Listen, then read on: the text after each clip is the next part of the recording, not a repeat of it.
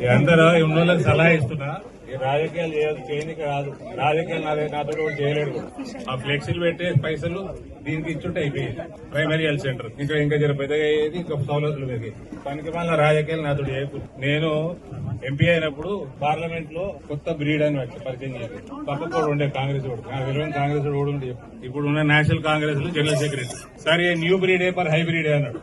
కాబట్టి ఈ పార్టీలు గీటీలు చెప్పకు రాదు, అన్ని బంద్ చేయండి స్లోగన్లు. ఈ ఫ్లెక్సీలకు పెట్టే ఖర్చులు పిహెచ్సికి ఇవ్వండి, డెవలప్మెంట్ కి ఇవ్వండి. ఊరు బాగుపడుతుంది, ప్రజలు బాగుపడుతుంది. ఏ పార్టీ వాడు ఏ స్లోగన్ ఇస్తుండో తెలియదు. జగిత్యాలకు వస్తుంది సెలవు. ప్రజలందరికీ, గ్రామస్తులందరికీ నూతన పిహెచ్సి భవనము 23 లక్షలు అయిందంటే 20 లక్షలు కేంద్రంకి వెళ్ళి వచ్చింది. 3 లక్షలు ఎమ్మెల్యే గారు ఎవరో ఇచ్చారు, లేకపోతే రాష్ట్ర ప్రభుత్వం ఇచ్చింది.